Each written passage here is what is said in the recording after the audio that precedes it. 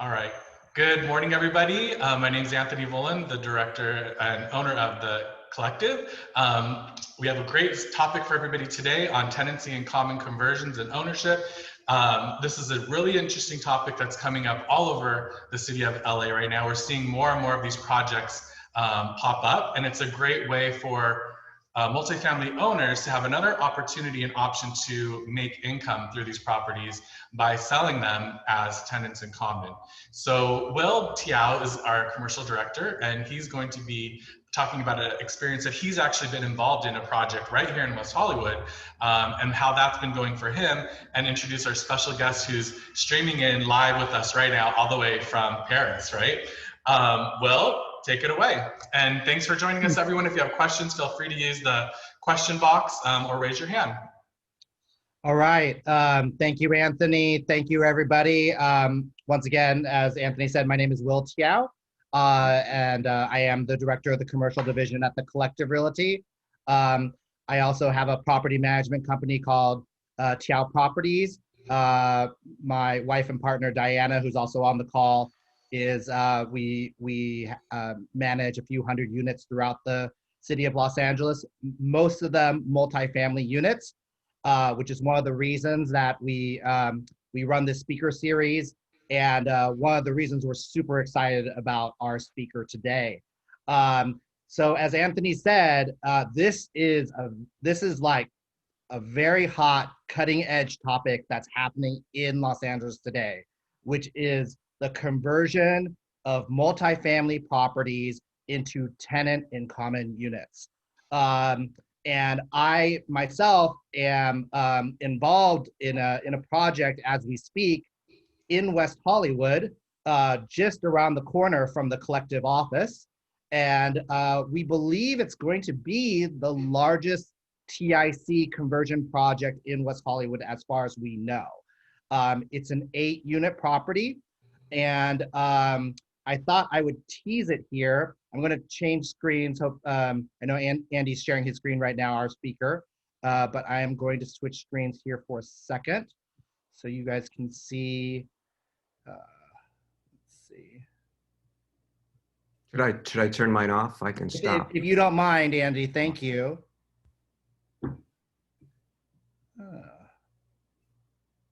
Desktop. Okay.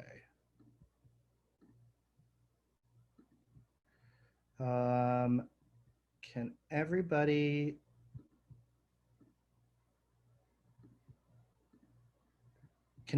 see this YouTube screen right now? Yes. Okay. So I'm going to play a little, just a little trailer of this property. Sorry for the music.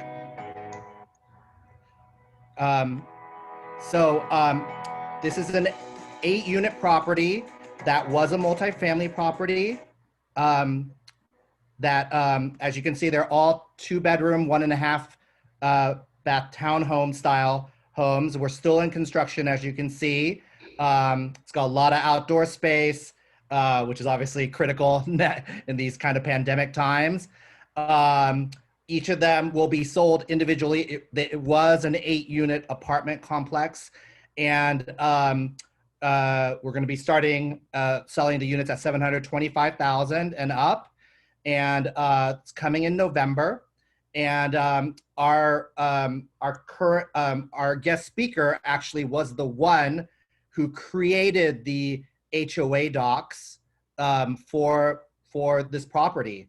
And we're super, super excited. I saw him speak a year ago at Sterling Bank. Sterling Bank is one of the banks out there that specialize in this kind of TIC fractional lending. And it's really important, that piece. And we're actually going to be having a representative from Sterling Bank speak in a couple of weeks, specifically about the financing. But I heard Andy Sirkin speak, like I said, a year ago at Sterling, and I was really blown away by the presentation and made me really get very interested in this area, and obviously am now involved in it, and am working with Andy on that particular project that I just showed. And he really is the godfather of the tenant in common kind of legal framework, as he will explain. He really helped develop this in the Bay Area and has been a consultant to the Department of Real Estate, the DRE, on developing the rules and regulations for this. So it is my pleasure to introduce Andy Sirkin. Hello, everybody. Let me get this slide presentation up if I can. Can everyone see that now? Yep, looks good. Yes. I'm going to collapse this thing over here. All right, good. So thank you all for coming, and thanks for inviting me to speak today. As Will was explaining, we're going to talk about tenancy in common. Specifically, we're going to talk about sort of the context. What is a TIC? We're going to talk about various types of TICs that exist so that you understand how the particular kind of TIC that we're going to be discussing today fits into sort of the more broad use of the term TICs or tenancies in common that you might have heard in your general real estate practices. And then we'll talk about the differences between TICs and condominiums. And then we'll talk about specifically, if we have time, I don't know if we'll get to items 4 and 5, but we'll do our best. We're going to talk about the procedure for listing and selling properties as TICs, and also a little bit about buyer education, because you're in a community where there isn't a huge, or hasn't been a huge amount of TIC penetration yet. There's been quite a bit of activity the last couple of years, but not a lot prior to that, at least in the previous 10 years. So you need to do quite a bit of buyer and agent education as part of the TIC marketing effort right now. So without any further ado, let's talk about the context of this presentation. So tenancy in common, as you may know, goes back to Old English common law. It simply means that there's more than one owner on title. In a tenancy in common, usually the title says what the ownership percentage of each of the co-owners is. If the deed is silent on that point, then it's presumed that each of them is an equal owner. It does not, a tenancy in common does not have a right of survivorship. This distinguishes tenancy in common from joint tenancy, which is another type of co-ownership that originates in English common law. In a joint tenancy, there is a right of survivorship, meaning that if one of the owners dies, then their interest passes instantaneously to the other owners. So for example, if there's 4 25% owners and one of those people died in a joint tenancy, then the other 3 owners would each own a third.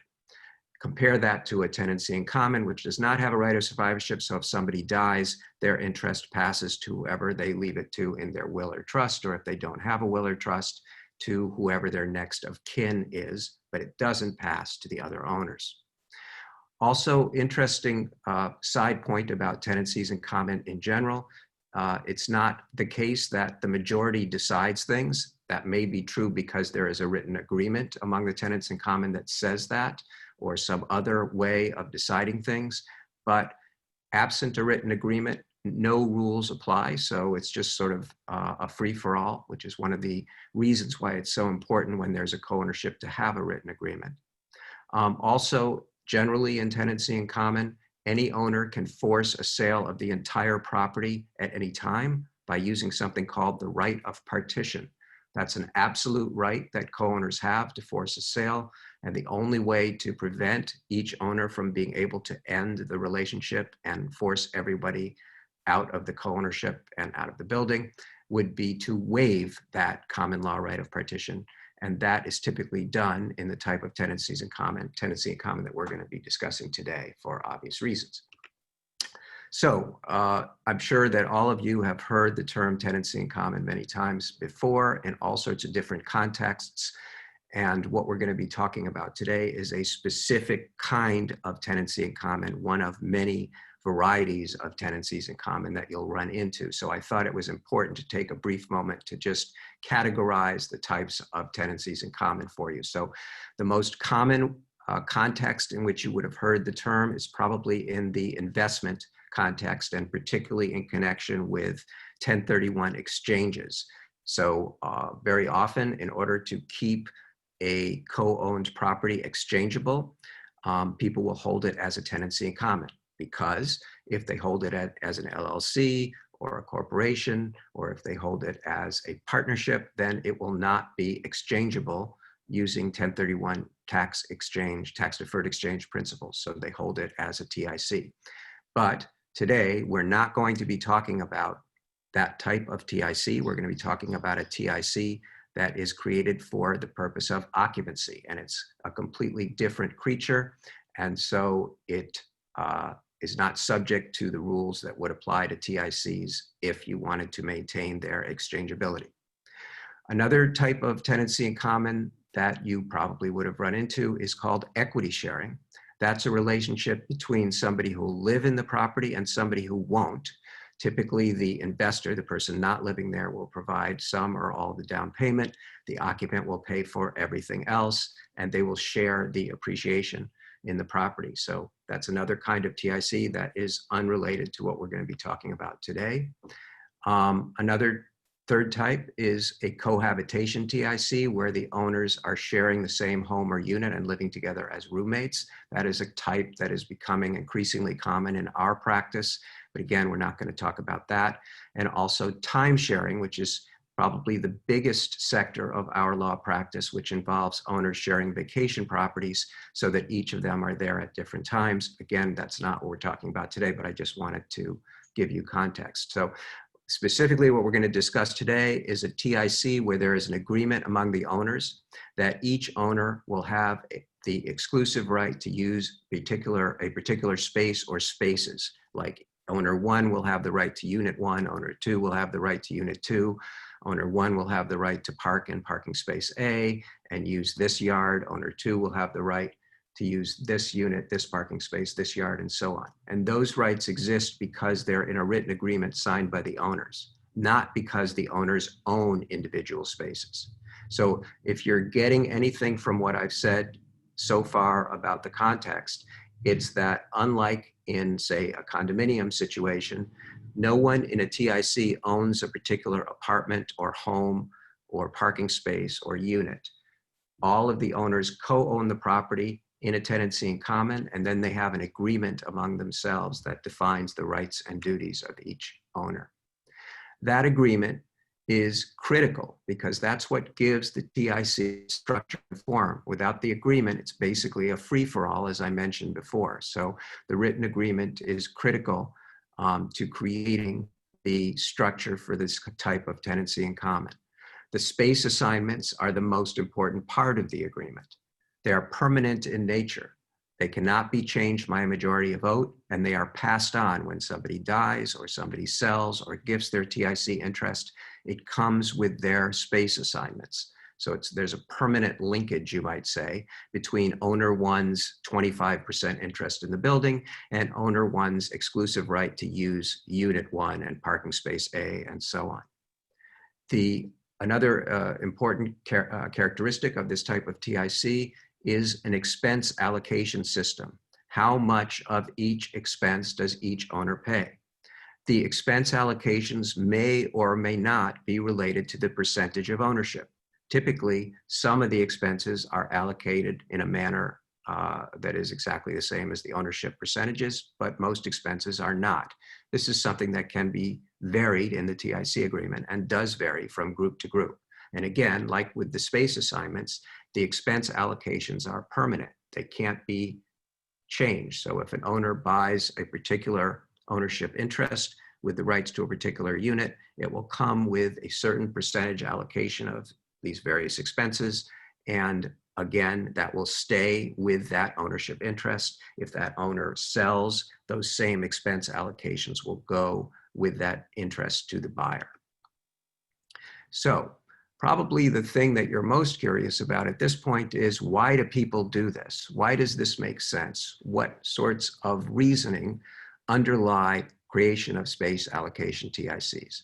And the answer is governmental restrictions. In other words, this creature that we're discussing today exists only because government restrictions are existing in certain locations, which make this kind of thing attractive. What kind of government restrictions? Well, the most common kind that drives people toward TICs are restrictions on subdividing. In other words, to what extent can an existing building or lot be subdivided into, say, smaller lots or condominiums or stock cooperatives or other types of subdivisions recognized under California law?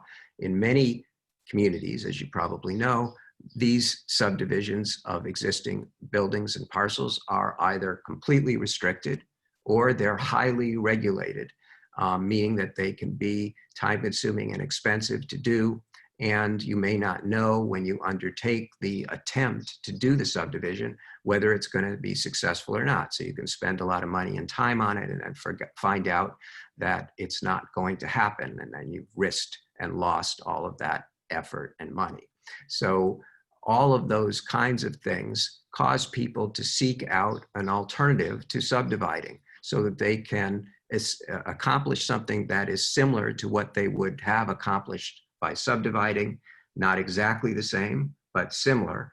And specifically in this case, for most people, what it is they have an existing parcel with multiple homes or units on it. They would like to be able to sell those homes or units individually. In a perfect world, they would subdivide the property so that each buyer could buy a particular unit or home, but for reasons relating to governmental regulations, they can't do that. Or it's too risky to try to do it and they don't want to take that risk, or it's going to take too long and they don't want to wait. And so they decide to create something that basically walks and quacks like a subdivision, but isn't a subdivision. But they, through this effort, they're still able to essentially accomplish the same thing, which is find individual buyers who want to use these apartment units or homes. And this kind of thing allows them to almost buy those apartment units. And I say almost because they're not going to actually own their apartments. They're going to own a percentage, but they're a percentage of the whole building or the whole parcel, but they're going to have the same kinds of rights and obligations that they would have had if they had been able to buy the particular apartment or home. So you might wonder, well, if local governments are going to enact laws that restrict or prevent subdivision, why would they then turn around and allow people to accomplish almost exactly the same thing through tenancy in common with space assignments? And the answer is they don't actually want to allow people to accomplish the same thing. And local governments have tried to prevent people from forming this type of TIC. But the California courts, in a series of cases going back to 1986, have held consistently in every single case, and there's been about 7 or 8 cases now, they've held consistently in every case that local governments cannot prevent TICs of this type from being created. This is state law, so it's across the state. So sometimes people will ask me, well, can I do a TIC for a 2-unit building in Santa Rosa? Can I do a TIC for an 8-unit building in West Hollywood? Could I do a TIC for a 62-unit building in Santa Monica? The answer is always the same, because the location of the property, where it is within the state, doesn't matter, because we're talking about state law. It's the same everywhere in the state, and no local government under state law is allowed to prevent or regulate this type of tenancy in common. Now, there are some caveats in these court decisions that have to do with the reasoning of the court. Basically, the reason that the courts have reached the conclusion that TICs cannot be regulated is that they have understood that people are going to want to co-own property, whether they're strangers or whether they're brothers or whether they're cousins. And there's going to be all sorts of reasons why people want to co-own the property. So having or allowing local governments to basically say you can only own property by yourself, you can't own it with anyone else, is going to be too far in terms of what is a permissible kind of regulatory activity by a local government. And so they've said, look, it's a slippery slope. If we say that a local government can prohibit a group of 4 people from buying an apartment building, what's to prevent that same law from being applied to 2 cousins who want to buy a house together? And so the courts have said, no, we're not even going to start down that road. We're just going to say flat out, co-ownership is okay. And what that has caused the court to need to do is figure out how you decide what is just co-ownership and what is effectively a subdivision. And when the courts addressed that question, what they decided was, we're only going to look at what's recorded in the county records. So if the division of spaces or the division of usage rights in general is in a deed or other recorded document, then it's effectively a subdivision, and that can be regulated by the local government. But if the deed just says the names and the percentages, but doesn't say anyone owns a particular space or unit, then it's just pure co-ownership, and that cannot be regulated.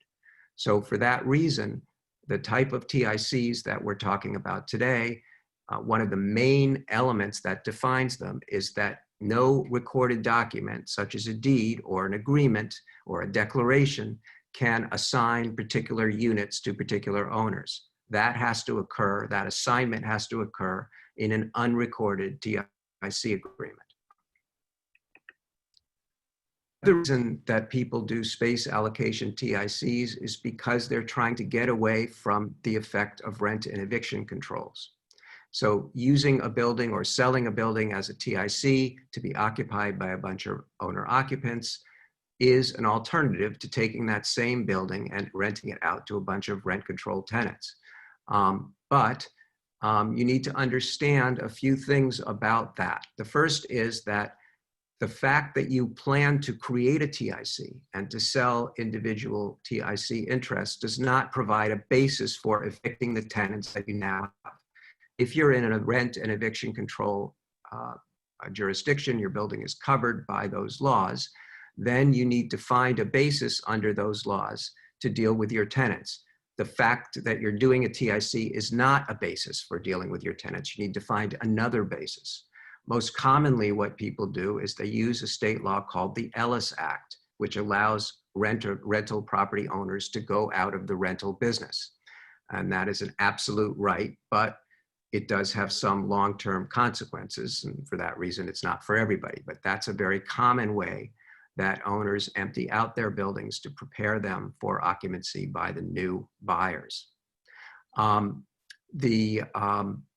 One thing that I think is probably most important to say in connection with rent and eviction controls is that you should definitely consult a landlord-tenant attorney before you start serving eviction notices or talking to your tenants about cash for keys or whatever, because you can make mistakes and they can be very costly. So having good landlord-tenant attorney advice is very important. I am not a landlord-tenant attorney. I don't handle that kind of law, and I never have, so I'm not the person you would consult with. The last thing I want to say about rent and eviction controls is that the fact that you have created a TIC and sold TIC interests does not change the rent and eviction control status of the building. Yes, there may not be any tenants in there anymore, but the building's the fact that the building is subject to these laws continues to be the case. It's not changed by the fact that it's now owned by a bunch of owner occupants. So if those purchasers were to later decide, one or more of them, let's say, to decide to rent their units out, then they are going to be subject to the same rent and eviction controls that you were subject to before the TIC existed. Nothing has changed because the TIC has been created. So the summary of this part of sort of answering the question, well, then what kinds of regulations exist? What kinds of things do I need to know? What kinds of hoops do I need to climb through? What applications do I need to submit for TICs? The answer is nothing at the local level. So there's no, creating a TIC does not involve sending anything in to the government of West Hollywood or Santa Monica or Los Angeles. There's no government approval process, and as a consequence of that, you don't have to bring the building up to code. You don't have to meet any requirements. You don't have to give the tenants any sort of rights. Nothing like that exists because you're not changing the building. It's still going to be an apartment building. There is, however, a requirement that if you have a building consisting of 5 or more residential units, where, let's just say, to be more exact, 5 units, at least one of which is residential, to take into account the possibility of a mixed use building. If you're going to be doing that size building or larger, as a tenancy in common, then you do need state approval from the California Department of Real Estate. And this process of getting that state approval is currently taking 4 to 6 months. However, it's not a discretionary process, meaning that every single one we've ever applied for, which is now well over 2,000 buildings, we've obtained. It's just a, you might say, administrative process. We have to submit the right things. We have to have the right content in the things we submit. And then we get questioned about that. And maybe we'll have to make a few changes, but in about 6 months, we're going to get the permission. So what are the differences between TICs and condominiums? Now, all of these things are things that I've already mentioned, but I want to summarize them all on these slides just so you can pass them on to whoever may co-own the building with you now, or to potential buyers or realtors and so on. So first of all, nobody owns a unit. Everyone owns a percentage of the entire building. Whereas in a condominium, people do own a particular unit. They get a deed to a particular unit. No one gets a deed to a unit in a tenancy in common. They get a deed to a percentage. That deed does not mention anything about what unit they have the right to live in. There is a written agreement that creates the structure for the TIC, and it's binding because all of the owners sign it. No other reason. It's not like a condominium document that runs with the land. So that, for example, when somebody buys a condominium, they don't sign the Declaration of Covenants, Conditions, and Restrictions, or CC&Rs, because it runs with the land and they're automatically bound to it without signing. Not true in a TIC. You might say, well, why not? Why don't we just record the TIC agreement? Well, I explained earlier the regulatory background, and that's why we don't record the TIC agreement, because if we did, that would create an illegal subdivision. So it's very important to have a procedure in place so that as these TIC interests are first sold and then resold over time, each new person who comes into the group signs the agreement, or they don't close. Third difference, property taxes is a joint obligation in a TIC. It's paid as part of the HOA dues. That's different than in a condominium where each person gets their own property tax bill. So you might be wondering, well, how do they split up the property tax? How do they decide how much each owner pays? The answer is by purchase price. So if you pay, regardless of whether you're buying a 25% interest or a 30% or a 60% interest in the building, your property tax will be based on what you pay for that interest. So if you pay $1 million for your 25% interest, you're going to pay property tax on $1 million. If you pay $1 million for a 60% interest, you're still going to pay property tax on $1 million. The percentage is not relevant. The price is relevant. It is the case that when an interest in the building, a TIC interest in the building, is resold, the building will be reassessed. But what specifically happens is that that percentage is reassessed at its sale price. And because of the rule I just mentioned, that everyone pays tax based on their purchase price, that reassessment will only impact the buyer. So the buyer will pay property tax on what they paid, which will be higher, presumably, than what the seller paid. Everyone else's property tax will stay the same, notwithstanding that the building has been reassessed. Or put another way, when there is a sale, the property tax of the sold interest goes up and everyone else's property tax stays the same. Fourth difference has to do with enforcement. So if there's a default, if somebody doesn't pay their dues, for example, in a tenancy in common, the procedure for enforcing the agreement and eventually forcing that person out through a foreclosure process is not as well defined as it is in the condominium world, where there's a well-established, let's say long-established body of law to deal with that problem. TICs are relatively new and still relatively rare, and so we don't have that much law, and so we are presuming, based on that, the default process will be slower and less predictable than it would be in a condo. You might be wondering, so how much defaulting is going on in TICs? And the answer is actually statistically very little. compared to the total number of TICs. But it's still a number. So based on our somewhat anecdotal experience from doing this work for roughly 30 years, we are seeing problems relating to default, not just monetary default, but default and other violations of the agreement, running at about 4 to 6%. So 4 to 6% of TICs have those problems. That's roughly the same as the incidents in condo associations. Financing. So financing is not as good as it would be in a condominium situation because there are fewer lenders who are willing to make fractional TIC loans. Excuse me. By the way, in TIC financing, you might wonder sort of, well, how can that work? If they just own a percentage, how can they get financing? So in a TIC loan situation, each person is getting their own loan secured by their own TIC interest in the building, meaning that if they default on their loan, the lender takes their TIC interest back through foreclosure and then sells it along with all their rights and obligations. So that's basically the way the financing works.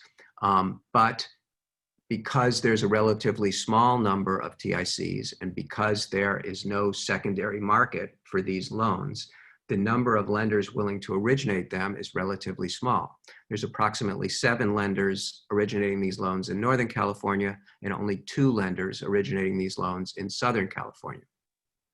As a consequence of those factors, these loans are more expensive, generally about 0.5%. They require higher down payments. As far as I know, there's no 5 or 10% down options. There are 15 and 20% down options. And I know you're going to have another presentation from a bank where you'll get more detail about this. So I'm not going to go into it too much here. No 30-year fixed products are available because there's no secondary market, meaning that everybody is getting a 3, 5, 7, or 10-year fixed, which then changes into an adjustable when the fixed rate period ends. And the underwriting guidelines are tougher than they would be for condo loans. My experience is that they're not impossibly tough. Most reasonably well-qualified borrowers still obtain these loans, but people who are on the borderline of eligibility may have more trouble qualifying for a TIC loan than they would for a condo loan. So not sure exactly how long we've been going here, but maybe this would, before I start talking about listing a property for TIC sales, maybe we'll pause for a minute and see if people have questions, and then I'll answer those questions. And if there's still time, we can continue, because I'm just looking at the time. So it's about. You're fine, Andy, on time, but I have been getting a few questions here. So one person asked, how do you have legal security if you are not recording a deed? So you have a deed, you are recording a deed, but it's a deed to your percentage. So for example, if I'm buying, let's say, a 1/8 interest in your building in West Hollywood, I'm getting a deed from you, and that deed says you are granting me a 1/8 interest in the building. And that deed is recorded, sorry. So sorry. So you were going through kind of the possibility of, like, so say one of the TIC owners doesn't pay their HOA dues, or is delinquent, or in some ways, and you said the process is harder than it is on a condo. What are the ways that the other TIC owners can remedy the situation? So the way we describe the process in the documents is essentially similar to what it would be in a condominium, meaning that the association gives the owner a demand. The owner has a certain number of days to cure their default. And if they don't cure their default within that number of days is usually pretty small, let's say 10 to 15 days. If the owner does not cure, then we begin a non-judicial foreclosure process, exactly the same thing that a bank would do or that a condominium association would do. And assuming that that process runs smoothly, it will result in a sale of the interest on the courthouse steps in an auction setting within about 4 months. So all that sounds exactly like what you're used to. The difference is that in a TIC, there have been much fewer of these processes. And because there have been fewer processes, it's not completely clear yet what can go wrong. And so the process as described in the documents and the legal rights that the association theoretically has against the defaulting owner are the same as in a condo, but we don't have the same supporting body of law. So if there was a glitch of some kind or an owner challenged the process in some way, we can't be as secure about the outcome. And that's what I meant. It's not so much that the process is different, it's more that there's less predictability because there's less precedent. Yoli, you had a question. Did you want to ask it? Yoli? Yes, I did have a question. I was wondering, are tax breaks for TICs the same as a regular purchase of a home? So the answer is that for a homeowner, if the person is occupying their TIC interest, then they will be able to deduct their mortgage interest and their property taxes on their Schedule A in the same manner that they would be able to if they owned, let's say, a single family residence or a condo. Okay, thanks. Someone else asked, if you don't have a trust or will or family, what happens to your share? Does it go into probate or? It's going to go into probate even if you do have a will, but the difference is who's going to end up with it and how long it's going to take. So if you were to die intestate, the interest will pass according to the laws of intestacy. So there's a whole series of law about who your next of kin is. And eventually, if you don't have anyone, like let's say no living relatives, and you die without a will, it's going to end up with the state. Just like in this respect, it's not any different than a condo or a single family home. And then somebody asked me if I could speak as to why, for our project, why we chose a TIC approach versus a condo or other type of subdivision. I can say directly for us, it was because we knew that it would be difficult, if not impossible, to get a rezoning of the property into a to make it a condo versus a TIC. And perhaps Andy, you could talk a little bit more about that, like why people choose to do the TIC versus try to turn to a condo. Sure. So in many jurisdictions, there are flat out prohibitions on subdividing existing apartment buildings. In other words, the law will simply say no condo conversions are allowed. In jurisdictions where condo conversions are allowed, they can be restricted in various ways. For example, they can say buildings above a certain size cannot be converted. If you're below that size, maybe you have to be owner occupied for a certain number of years, or maybe you have to win a lottery, or maybe there's a long waiting list. Another kind of restriction is sort of, you might say, a planning code related restriction. They might say, okay, well, you can convert your building provided you bring it into compliance with the planning code. And in order to do that, you need to lift the building up and move it back 40 feet so that it's further away from the street. Or you need to lop off the top 2 stories or something like that.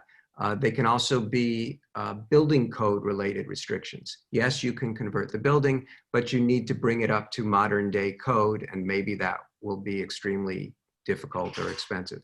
So one reason that people don't do it is because the restrictions are just too intense. Another reason is maybe the restrictions don't seem particularly intense, but at the end of the day, after you submit your application, it's going to be reviewed by some commission or board, and they are going to have complete discretion in deciding whether or not to grant your application. So you go through this process of assembling a huge application that maybe includes an architect's report that costs $100,000 because they dissect the entire building. And then you submit that whole thing to this commission, and then the commission sits down and they say, you know, we really need more rental property here. The last thing we want to do is give anyone a condo conversion. And so you've wasted all of that time and money. So depending on where you are, it can be any or all of those types of situations that make it unattractive. And then one final question, how is this very similar or very different from a co-op? So in a co-op, what happens is that the building is owned by a corporation, and each of the owners owns stock in the corporation, and they have a lease called a proprietary lease because it can't be taken away from them for their particular unit. So one difference is the legal structure because TIC doesn't involve a corporation, but that's probably not the key difference. The key difference is that in California, a stock cooperative is considered a kind of subdivision, like a condo, for example, or a planned development or a community apartment project. And because it's recognized as a subdivision category, the local governments have the permission under what's called the California Subdivision Map Act, or SMA, to restrict or prohibit those subdivisions, and many local governments do. So generally speaking, if you're in a jurisdiction that prohibits condo conversion, it will also prohibit co-ops. If it imposes the kinds of restrictions that I was describing just now on condo conversions, those same kinds of restrictions will also apply to co-op conversions. Very good. Are there any other questions for Andy for right now? All right, if you want to continue, feel free. I have a question. Will, can I ask? Please, of course. Yeah. Okay. So assuming Will owns this 8-unit building now in West Hollywood, when does it leave his name and transfer into the names of the 8 units, the Sure. 8 new owners? So what will happen because of the size of the building, as I mentioned before, he needs to go through the state approval process with the Department of Real Estate to get permission to sell the TIC interest. So let's call that step 1. That process is going to culminate in the issuance of that permission, which is called a final report or public report. And once he gets that, he has the right to sell and close his TIC interests. So then he's going to put them on the market, and people are going to make offers, hopefully, on the TIC interests. And then if he accepts one of those offers, maybe I should clarify that people are going to make separate offers. So somebody who wants to buy the TIC interest associated with Unit 1 is going to make an offer for that interest, and a different person maybe is offering for a second interest, and so on. So Will be able to entertain each offer completely separately and independently. So he gets an offer on interest number 1. He likes the price and the terms. He accepts it. The buyer applies for the loan. They open escrow. The buyer does their inspections and so on. And let's assume everything goes smoothly. And then they get to close of escrow. So at that point, the escrow agent is going to prepare escrow instructions and a deed. If there's a loan involved, they're going to process the loan documents. The buyer and seller are going to come into the escrow agent and sign all that stuff. And then the escrow agent is going to record the deed. And sorry, I should have said that the buyer is also going to sign the TIC agreement in escrow. And once that deed gets recorded, then that buyer is the owner of that share. Now, if it's the first share that Will has sold, then at that point, Will still owns 7 shares and the buyer owns 1 share. When the second person comes in, then Will only own 6 shares and so on. Now, Will can decide that he doesn't want to sell one at a time. Maybe he says, well, I'd really rather sell at least 2 or at least 3. And so he can put in a requirement in his purchase contracts that says, until I have 3 people in escrow, I'm not going to close. You might say, well, why would he ever do that? Well, one reason may be his financing that he has now. Maybe he has a loan on the property that he needs to pay off. And in order to pay it off, he needs a certain amount of money. And the only way to get that amount of money is to sell 3 shares. So he can't, if he just wanted to close 1 share, he wouldn't have enough money from that 1 buyer to get rid of his old financing. So that might be a reason why he'd want to close multiple shares. An alternative to dealing with that financing problem, and I know I'm getting a little sideways here, but might be of interest, is to have a loan with a feature called partial releasing. So what partial releasing would allow Will to do is to sell them 1 at a time without paying off his loan. And basically, under his partial release arrangement with his bank, he would take some or all of the purchase price and give it to the bank to reduce his loan balance. And the bank would then release that interest so that it would no longer be security for the mortgage. So let's say it's the first interest again. So Will sells it. He takes, let's say, 80% of the price. He gives it to the bank to reduce his loan balance.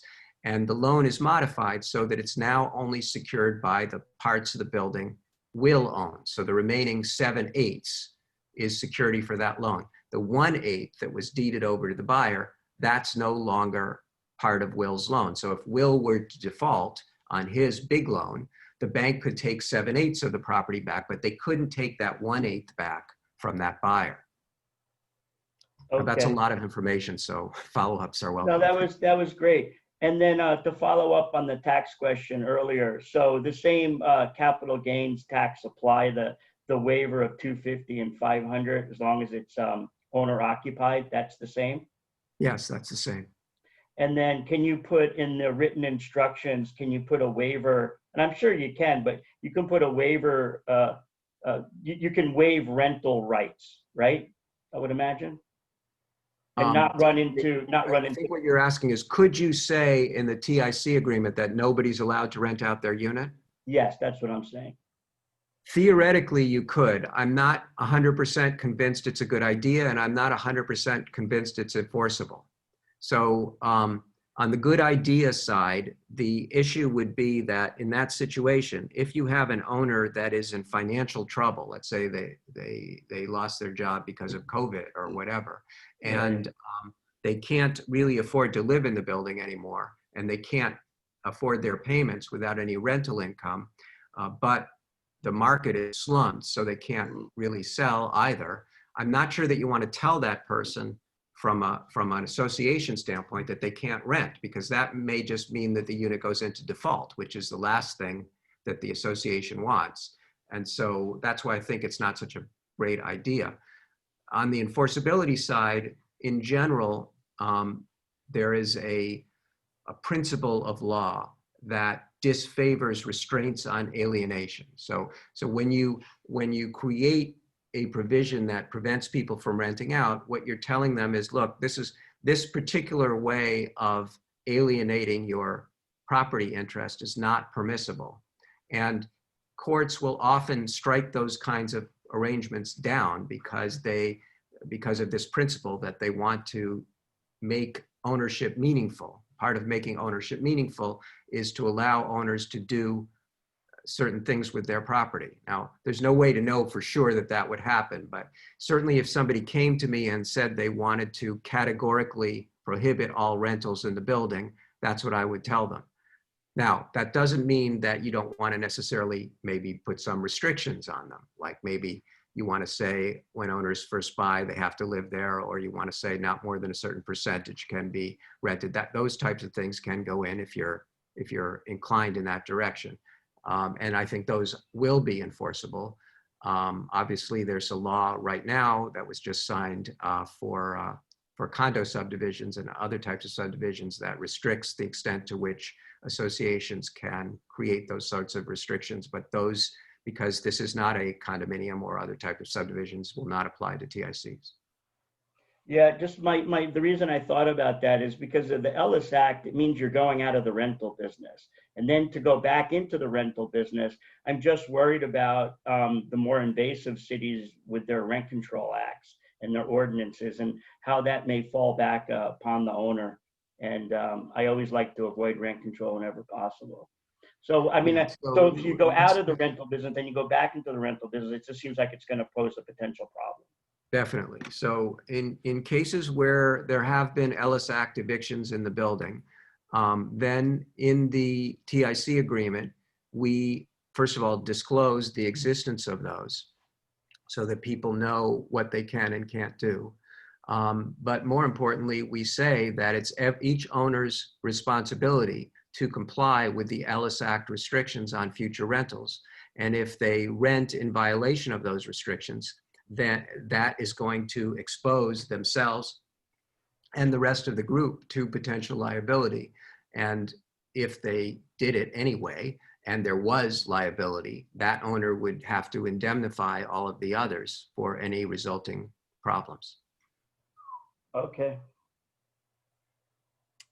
But those Ellis Act restrictions aren't forever. So I guess what I'm saying is I don't think the risks posed by Ellis Act violations justify a permanent ban on rentals. And remember, even if we had a permanent ban on rentals, doesn't mean everybody would. There aren't any less likely to violate the permanent ban on rentals than they are to violate the Ellis Act ban on rentals, right? If they're going to ignore the agreement, they're going to ignore the agreement. Okay. I don't know. I just think from my point of view, the Ellis Act is a scary thing. And it just needs more investigation, I think, if I do this. So that's where I'll leave it. Your floor, Will. Thank you, David.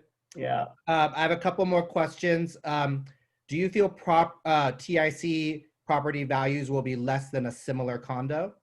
Yes, I do. The extent to which it will be less is going to depend on the context.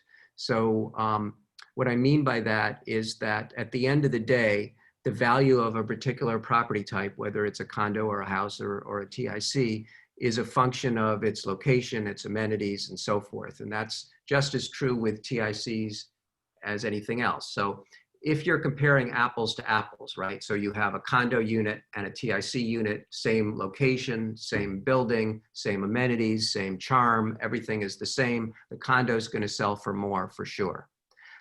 But in the real world, we don't see that. We don't see an apples to apples comparison. In fact, what we often see, for example, in Los Angeles, is that these older buildings like the one that you're doing, Will, with the central courtyard and the charm and the architecture and so on, it's very rare to find any condos like that in a location that anybody wants. If they want to buy a condo in that location, they're probably buying something new in a high rise or whatever. And so we're not going to get a lot of useful data by comparing the TIC prices in your building to what they are in the condo high-rise building that was built in, 2007. And so for that reason, we don't have a lot of good data about what the actual difference between TIC values and condo values is. And I would add another factor, which is education, right? So you're going to have certain people who won't buy TICs just because it's different and they don't understand it, or their agent is saying, oh, you don't want to buy that thing because it's weird.